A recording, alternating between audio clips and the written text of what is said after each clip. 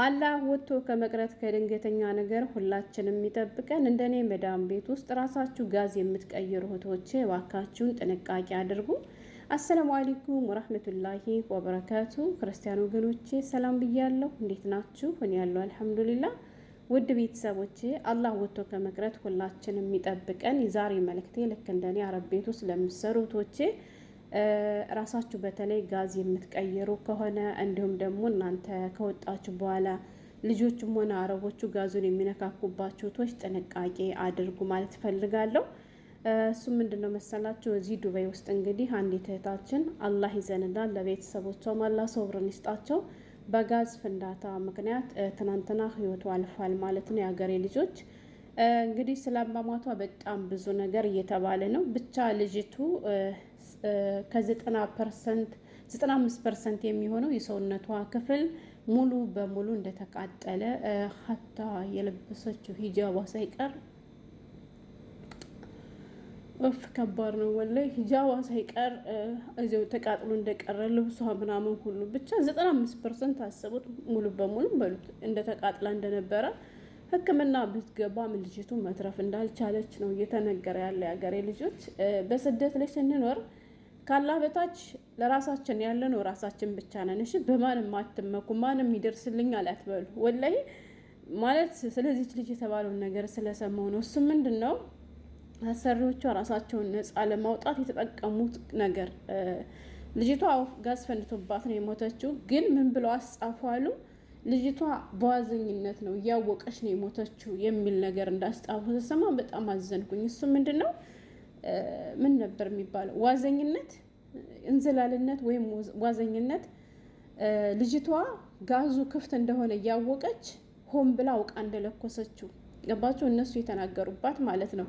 ገብቷቸዋል። ግን አስቡት፣ ማስተንተን ለሚችል ሰው እውነት ይች ልጅ ጋዙ ክፍት እንደሆነ እያወቀች እንዴት ነው የምትለኩሰው? እሺ እሷ እንኳን ምንም ማመጣም ለምጄዋለሁ ብላ እንኳን ብትለኩሰው እሷ ልትለኩስ ስትል እነሱ እያዩት ከሆነ እርግጠኛ ከሆነ አብረዋት ከነበሩ ለምን ዝም አሉ? ማለት እስኪ አው ተሎ እንደፈነዳ እሷ ልትጎዳ ትችላለች፣ እሷ ልትገኝ ትችላለች። ግን በዚያ ፍንዳታ መሀል የእነሱ ቤትም የእነሱ ህይወትም እኮ ሊጠፋ ይችላል አይደለም? እና እሷ እንኳን በዚያ ሁኔታ ውስጥ ሆና ልትለኩስ ስትል እንኳን ለምንድን ነው ተይ ብሎ ያላስቆማት? እና በጣም ተሰማኝ ወላሂ። ይሄ ሁሉ የሆነው ለምንድን ነው ተብሎ ሲጠየቅ ራሳቸውን ከተጠያቂነት ለማውጣት። እሱም ምንድን ነው ያው ቤታቸው ውስጥ የቤት ሰራተኛቸው ስትሞት ብዙ ጥያቄ ይመጣባቸዋል፣ በህግ ብዙ ነገር ይጠየቃሉ። እና እነሱ ደግሞ ባጭሩ ልጅቷ እያወቀች ክፍት መሆኑን እያወቀች አውቃ ነው ሆን ብላ የለኮሰችው። እንዴ ይሄ በራሱ እኮ እነሱን ያስጠይቃቸዋል አይደለ? እሷ እስኪ አይምሯን ታማ ቢሆንስ? መቼም አንድ ጤነኛ ሰው ጉዳት የሚያደርስበትን ነገር እያወቀ አያደርግም አይደል? እና እነሱ እንደዚያ ብለዋሉ ሲባል በጣም አዘንኩኝና ከባድ ነው ወላሂ። የስደተኛ ሞት አንድ ሞት ብቻ አይደለም፣ 2-3 ሞት ነው የሀገሬ ልጆች። እና በተለይ ጋዝ ራሳችሁ የምትቀይሩ ከሆነ ልንገራችሁ፣ እኔ እዚህ ቤት አልሐምዱሊላህ የኔ ያክል አመት ራሴ ነኝ የምቀይረው። አላህ እየጠብቆኝ መጨረሻዬንም እሱ ያሳምርልኝ። አንደኛውን ጋዝ በቀየርኩ ቀን ባባ ጋዝ አልቋል ብዬ እናገራለሁ። ሌላ አዲስ ጋዝ ይመጣና ይቀመጥልኛል፣ መጠባበቂያ ማለት ነው። አሁንም ደግሞ አንደኛው ሲያልቅብኝ እንደዚያ እያደረግኩ ይህን ያክል አመት ቆይቻለሁ ማለት ነው። እና የሀገሬ ልጆች ሰውዬ ይሞታል እንጂ ጋዟን አይነካትም። የሆነ ጊዜ ከአቅሜ በላይ ሆነብኝ ልንገራችሁ። እኔ በጣም ይጮሃል ይላል ማለት ነው። ገጠምኩ አልኩኝ ምን አልኩኝ አልቻልኩም። ከዛ ሴትዋለች፣ እሷ ምንም ነገር አታደርግልኝም። ለሰውዬ ደወልኩና ከዱካን ሰው አስመጣልኝ አልኩት። እሱ እኮ ክፍል ውስጥ አለ ገባችሁ? ግን ቢመጣም አይልኝም። በጣም ነው የሚፈሩት እነሱና ዱካን ሰው አስመጣልኝና እነሱ ገጠሙልኝ። ከአቅሜ በላይ ሆኖ ቢብሉኝ ማለት ነው። ድምጽ እያወጣን የፈራው ለምን አልፈራም እናቴ ሆ። እና ምላችሁ ፈልጌ ነው ጋዝ ከመግጠማችሁ ወይም ከመቀየራችሁ በፊት የሀገሬ ልጆች ከአንደኛው ጋዝ ወደ ይሄ ሲሊንደራ የሚባለው ከሱ ማለት ነው ወደዚህኛው ልትወስዱ ስትሉ ራሱ ከላይ የሚገጠመው አለ አይደለ? ቅንጭላቱ የራሱ መዝጊያና መክፈቻ ስላለው ከመክፈታችሁ ወይም ራሱን ከማንሳታችሁ በፊት ዝጉት። እሺ ሲዘጋ ምንድነው የሚሆነው? አረንጓዴ ምልክት ይመጣላችኋል።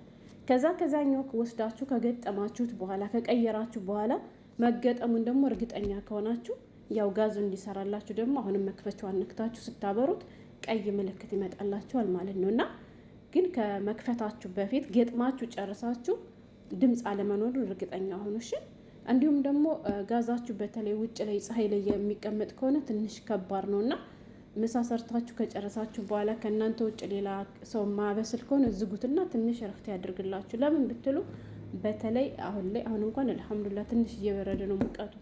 የዱባይ ሙቀት የአረብ ሀገር ሙቀት በጥቅሉ ከባድ ነው እና እንዲሁም ደግሞ የሀገሬ ልጆች በተለይ እናንተ ከተኛችሁ በኋላ አሰሪዎቻችሁም ሆነ ልጆቹ ማጥባ ገብተው የሚነካኩባችሁ ምናምን ከሆነ በሲሊንደር ብቻ ሀታ ፎርን ማለት ነው እሱ ምንድነው የሚባለው በእኛ ሀገር ስቶቡን እሱን ራሱ ማለት ነው የሀገሬ ልጆች ማታ ስተኙ በደንብ እርግጠኛ ሆኑ ሁሉም መዘጋቱን ማለት ነው። እንዲሁም ደግሞ ጠዋትም ስትነሱ የተከፈተ አለመኖሩን አረጋግጡ። እነዚህ ሰዎች አሁን ምንድን ነው ያሉት? እንደተከፈተ እያወቀች ለኮሰችው፣ በዚያን ሰዓት ፈነዳባት ነው ያሉ። ግን ማንም ሰው እንደኔ በፍላጎቱ ሞትን የሚመርጥ የለም። የፈለገ ያክል ብትቸኩል፣ የፈለገ ያክል ቢረፍድባት እንዴት የለን ታረግ ትችላለች? አታድርገውም። ግን ምን ታደርጉታላችሁ? ማንም የለምና ከባድ ነው። የኔ ከርታታ የኔ ምስኪን። በነገራችን ላይ እሷ ብቻ አይደለችም፣ ሌላኛዋ ልጅም እንደዚህ ተቃጥላ አልሞተችም። ትንሽ እየተሻላት ነው ተብሏል። ወደ አቡዳቢ ተላልፋ አቡዳቢ እየታከመች ያለች ልጅ እንዳለች ብዙ ነገር ትሰማላችሁ። ብቻ ወደ ሚዲያ የማይመጣ ከሚዲያ ጀርባ ብዙ ነገር አለ። በእህቶቻችን ላይ የሚደርስ ሚዲያ የማይጠቀሙቶች አሉ፣ ስልክ የማይጠቀሙ ኢንተርኔት የማይጠቀሙቶች አሉና ብዙ ጉዳይ አለ ሀገሬ ልጆች። ያም ሆነ ይህ እንደው አላህ ወጥቶ ከመቅረት ይጠብቀን፣ ሁላችንም በሰላም ለሀገራችን ያብቃን።